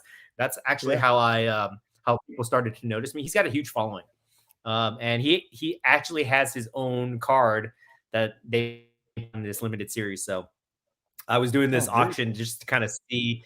I wanted to see how it would do, and it did what I expected to do. So it was kind of cool. That is cool. Mm-hmm. Somebody trying to get you to change your name. The Curator Marvels. The Curator Marvels. That's funny. So they're talking about Gambit in the chats as well. As a Louisiana guy, that's where I'm from. We love Gambit. I love Gambit. Gambit's he's relatable, you know, like he has that factor going for him where like Superman's not relatable, he's above everybody. Yeah, I love that card. Oh man, Gambit and Rogue. That's so good. Louisiana boy, Mississippi girl. Right there. Oh, #1. First appearance. 266. Gambit's one of my favorite. Hey, actually, real quick, on the top right corner, what does it say? Does it say first full appearance? First full appearance, yes. So CGC, I know the previous he made like a cameo. Well, they changed it. They're now saying that's a full appearance. But that's the book to have. That's the book to have right there. Yes. Love it.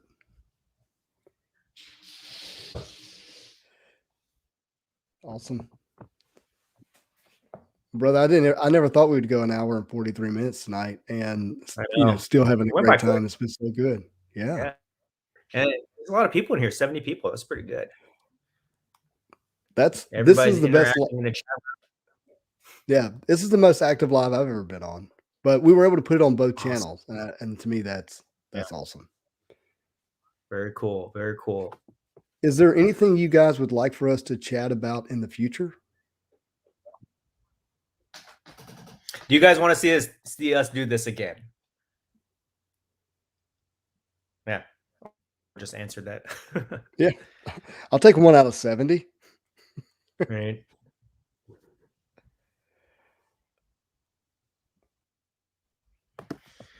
I'm just gonna highlight some of these comments here. Yeah, soccer's popping off. Doc Toward wants us to talk about NFTs. You want to do that next time? Oh, I'll briefly give him. Yeah, we can talk about it in detail next time. I'll just briefly just say, I made a video about NFTs, but my initial thoughts, guys, is I think it's too early to jump in. I think if you don't have an NFT right now, I feel like you may have missed the boat on it. A lot of them, to me, a lot of them don't really hold value.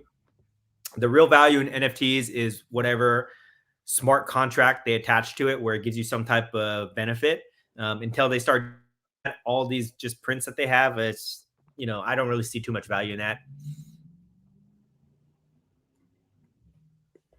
Yeah, I have more to say, but probably do it on another show. Yeah, but yeah, we can have a whole discussion about it too, absolutely. for sure.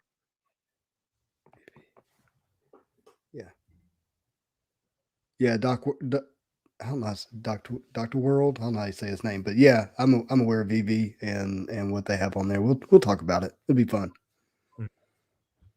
Yeah, we'll get this going again. Thursday night is the best night for me, so I enjoyed getting this in on a Thursday night. Interesting. I'll have to look at my schedule because I have another buddy of mine. He wants to do another live thing on Tuesday, and I try to put my videos out on Monday, Wednesday, Friday. So I don't necessarily think there's much demand for me to be on 5 days a week. We need you every day. I don't want to wear out my welcome, guys. No, I totally get it. Yeah, maybe every 2 weeks, I think would be kind of good. We'll see. I don't know. Yeah, man, I'm easy. My the way my family schedule works, it makes it good for this time. And of course, I'm on the Marvel's Pack Fresh podcast every Sunday at 2:30. Now we did miss Halloween. We didn't do Halloween, but 2:30 Central Standard Time. And those podcasts can be found everywhere you can listen to podcasts, whether it be iTunes or whatever. So what is this? He wants to set up a donation to buy us a cup of coffee. Yeah, you could do like super chats and that kind of stuff. Oh, okay. I could use a cup of coffee that's right cool. about now. Yes. It's funny. I'll just tell you this story. Yeah, I'll tell you this story. I did a live a couple weeks ago, a couple weeks ago. I did a live, and I didn't know that people could send you money with the super chat. I guess like if you have a certain subscription in YouTube, you can do that, right? To get your comment highlighted for whatever reason. Yep. And then all of a sudden, just this little icon popped up that said, "Oh, this person sent you some, a little bit of money." And I was like shocked. I didn't know what was going on. I was like, I felt uncomfortable because I was like, should I do a dance or something? Like, should I like take off my shirt or what's going on here? I wasn't sure what the invitation was. What are you paying for? What are you paying for? Yeah. Exactly. So there should be an exchange here. What's the exchange? Yeah. Right. But for the guys that did that, thank you very much. I really appreciate that. So that's super cool. Well, man, you're putting out great content. It's the first time I saw your video, I was like, okay, this guy, I see a lot of alignment here, and I love what you're doing. I appreciate that. Thank you. I'm gonna, it's so crazy. I've only been doing this a couple months, but the feedback has been super positive, and I think that I'm just trying to analyze it, like to try to figure out what's going on here. But I just think I don't know. Maybe I feel like the things I talk about are things that people want to hear about. I'm very conscious to not be a promoter where I'm saying, okay, buy this card, like a lot of other content creators, out there. I don't want to, start pushing things. I just feel like I just talk about issues that a lot of people talk or are thinking about, right? That I hear about at the card shows. And then I also think that, for me, I'm just trying to be genuine and sincere with what I talk about. So I think people can appreciate that. Absolutely, dude, man. You're giving value. And you're doing it in a way that you can build a community. I think that's wonderful. So who's he talking about? Yeah. Is he talking about you or is he talking about me? Who?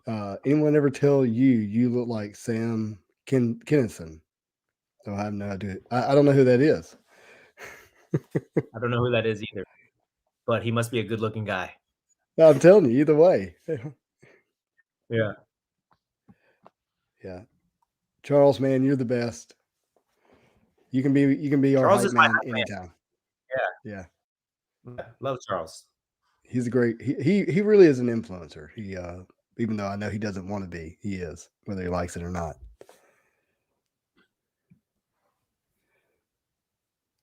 He's an old comedian that yelled. He must be talking about you, because that doesn't sound like an Asian guy to me. I don't know. Yeah, maybe he is. No, I've never heard that. You know, I get Tom Cruise, Brad Pitt, you know, when they were younger, a little bit of Leo. But Yeah. never Sam. No, I'm kidding. I don't get anything.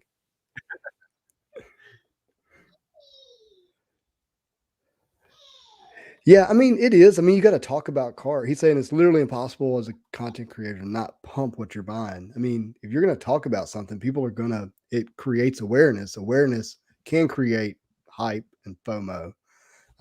But there's an intentionality that some people have about it. Mm-hmm. Mm-hmm. And, you know, just to be clear, I don't want it to seem like we're talking bad about anybody out there, because I think there is a demand for that type of content, right? People are looking for that type of guidance, that type of information, and that's super cool. And I watch a lot of those guys myself. I just don't, for me, I don't feel like I need to also contribute to that type of content. I just want to put out different things that I think people are, me, I don't think people are talking about the things that I talk about. I don't know. No, there's not a lot of content around it, but for me, I like to watch videos where people are just talking about our hobby in general, but I also like to watch videos where they talk about the cards I own, you know, like that's super fun. And I think people like that. Like they want to hear about what they have in their collection and hear other people talk about it. And that's not intended to be hype or to create FOMO. That's intended to just enjoy the hobby and what we have. Right. I think that people just want content, whatever it is. Not a lot of people are privileged enough to go to shows on a weekly basis or to, collect a lot of stuff all the time. So they're just looking for content to kind of fill that entertainment itch they got.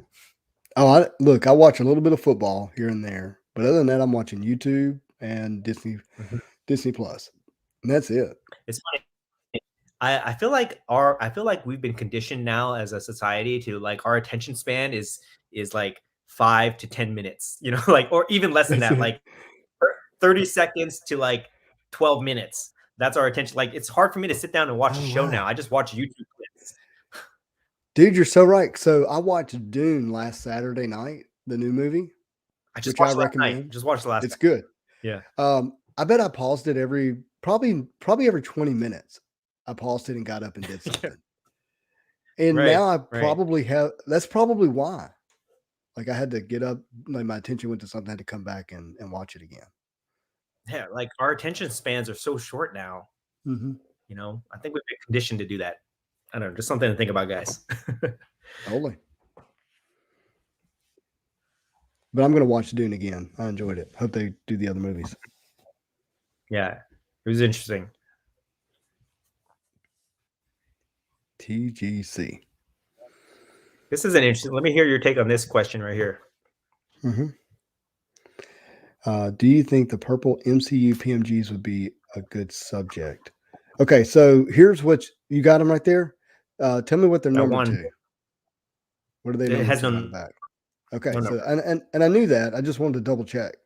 So it has the words PMG, and that's important.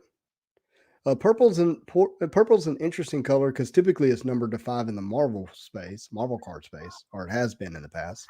I guess it varies, but and it's MCU character, so it's live action, right?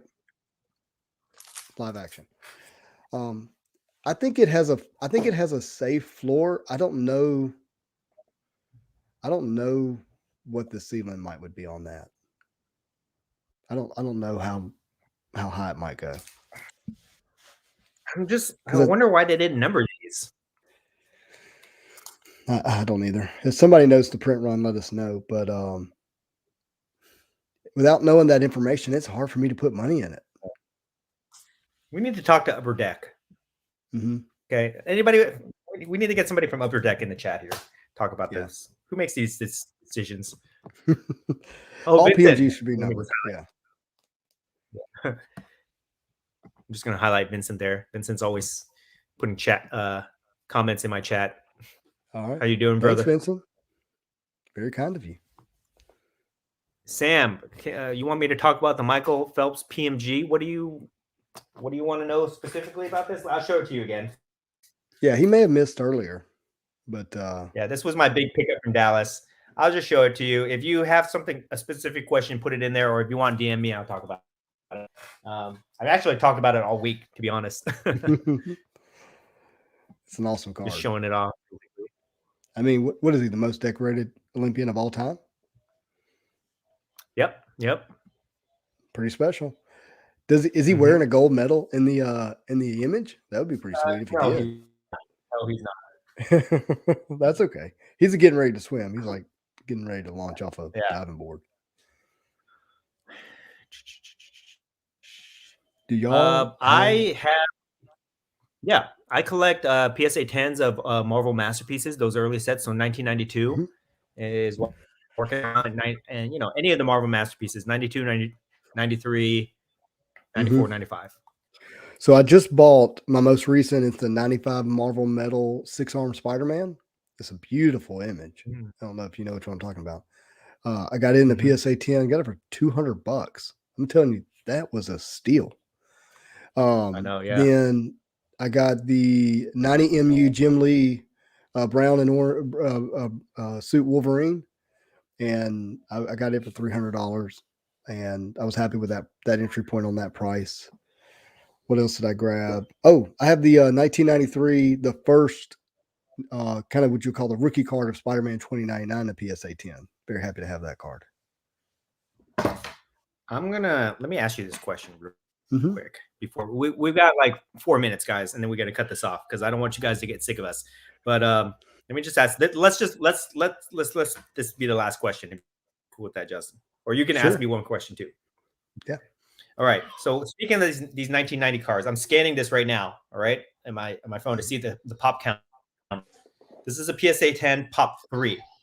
Okay. Now we know that these early Marvel cards, high production, I think, right? It's high production. Yeah. And well, probably a lot of these, not in comparison to sports cards, but for Marvel cards, yes. Right. But we know, or I suspect that a lot of these are sitting at PSA right now to be graded. So do you think that these will come back and the pop count will grow exponentially to where like this is pop 3 right now, but will this become like a pop 1,000 maybe for a PSA 10? What do you think? All right, so here's what I think happens. If a lot of them come out graded, and they come out graded, we'll just say 9s and 10s. You're going to see the collector mindset change from, hey, I just want to own a PSA 10 to I want to own a set of 1994 Flair all in PSA 10s. Does that make sense? And then out of that group of cards will arise cards that are going to sell for a lot more than the rest because everybody's trying to complete that set, and it's the character that people who aren't collecting sets also want. So I think that's what would happen. I don't think people see grading full sets and collecting full sets graded as a big thing right now because of availability and where the price is at. But I do think that would happen if prices do drop. What's up, Matt? Do you think that the condition of these cards come back where there's a high number of 10s out there? Oh, you mean what's the odds of a lot of those being a 10? Yeah. Yes. I think it's low. I'll use this as an example. Let me use this as an example here. Okay. So these Kobe, this is Kobe's rookie. Okay, top space card. Okay. This is PSA 9. PSA 9 is right now at, I think the pop count is close to 13,000. Okay. And a pop PSA 10 is like upwards to 3,000, which is very super high. And that has happened over the last like 2 years or so because people have been sending them in, and it's severely affected the value of these cards. So I'm just wondering if something like that will happen with Marvel cards. Yeah. I mean, yeah, there's going to be an increase of the cards coming into the population. But your question, as I heard it, was, will a lot of those that come out be PSA 10s? And